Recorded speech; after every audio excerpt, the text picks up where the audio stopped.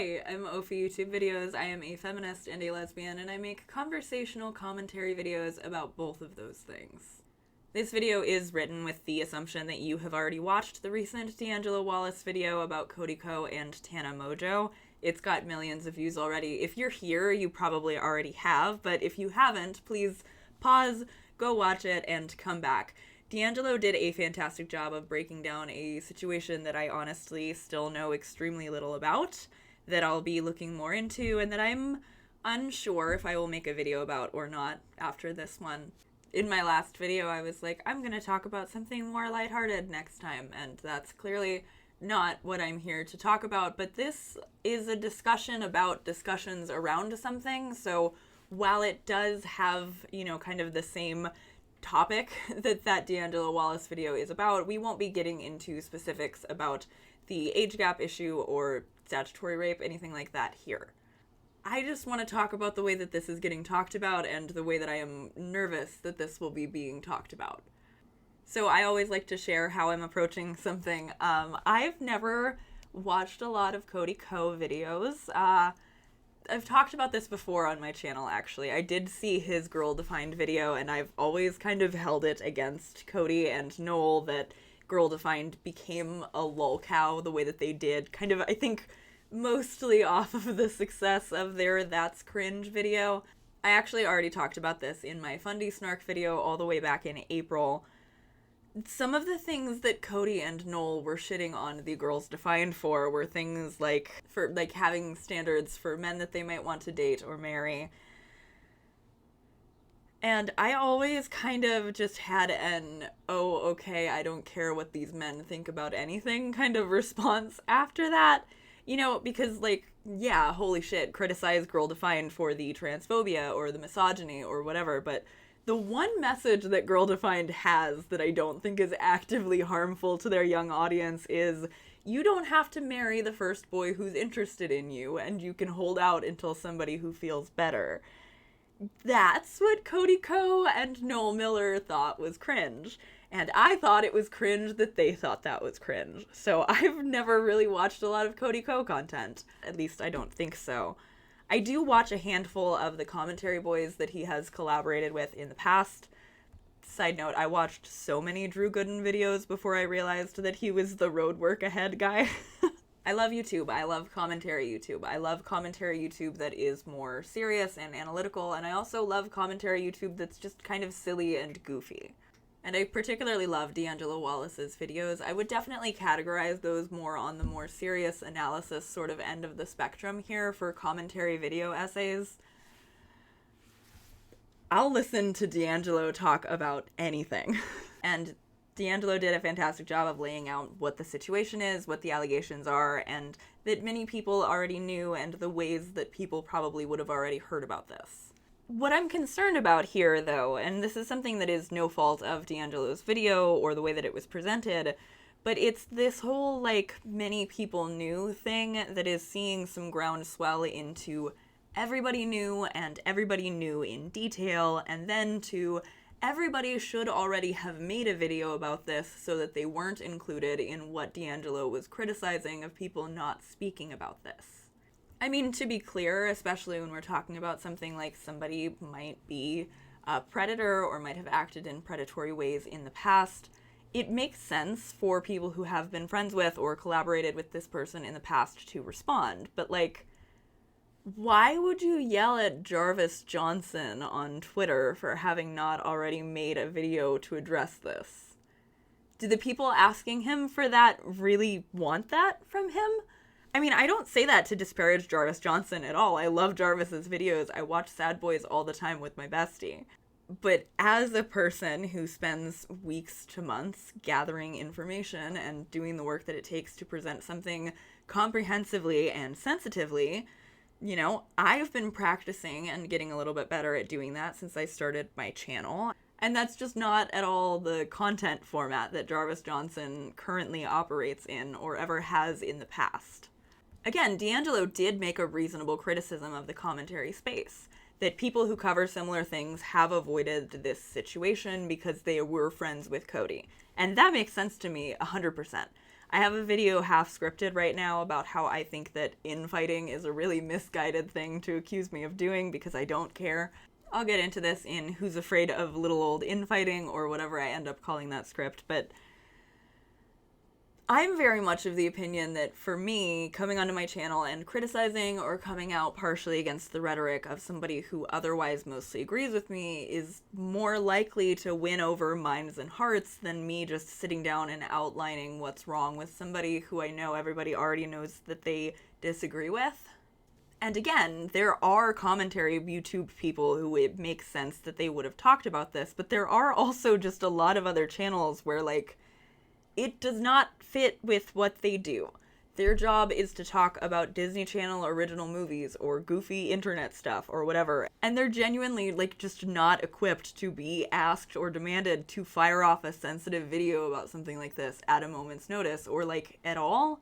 And I'm not saying that out of protectiveness over these men. Like, I've never spoken to any of them. I don't even particularly think that my style of content is something that they would enjoy the way that I enjoy theirs.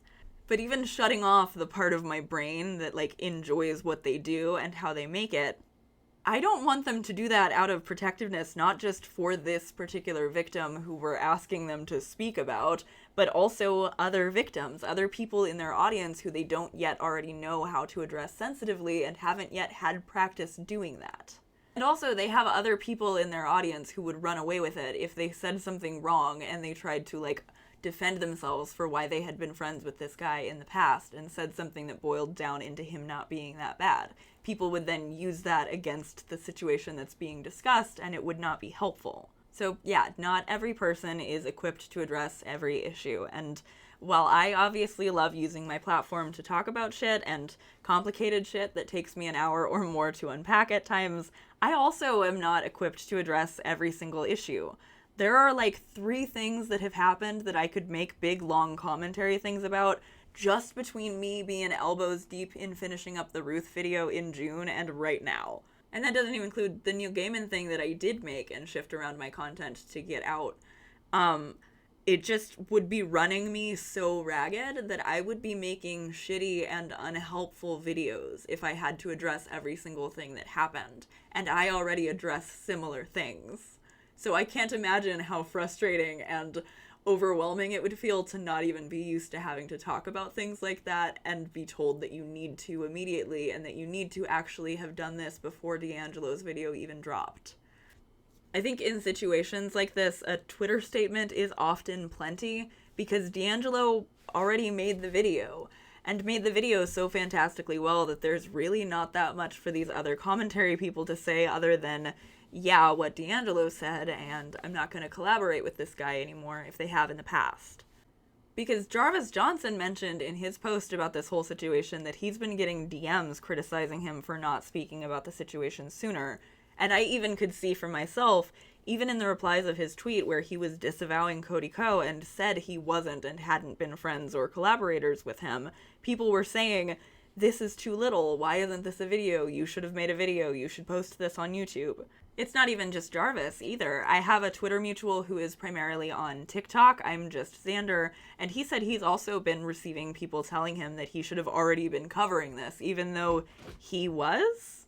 It's actually already really in line with the kind of content that Xander covers, but also even if it wasn't, he wouldn't have been responsible to have, like, I just feel like we're beginning to think of YouTubers as news people. I just kind of feel like we are beginning to expect that everybody is absolutely required to address every single thing, and also that they have to do it like at the whims of this news cycle that is being implemented by their YouTube viewers.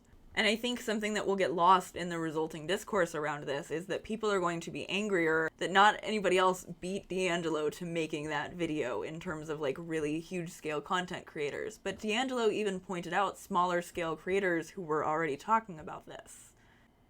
The idea that everybody on YouTube needed to make a video to address this is not there in what D'Angelo said.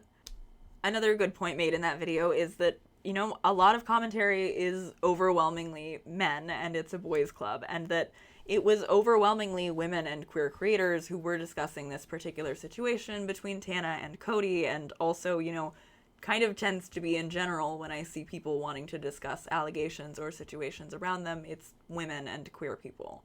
And I also kind of think, and this might be mean, but I kind of walked away from that video less mad at people who didn't talk about this for, like, not talking about it, and more just like, okay, so that means that the people who talk about similar things but not this are probably less worth listening to about the things they talk about. I don't really even know if that's fully a clear distinction. I guess the point of this video is just that, like, probably rather than being angry that a man didn't talk about something you would like him to, that he has no experience or qualifications to discuss, you could just go find somebody who's comfortable and experienced talking about this kind of thing.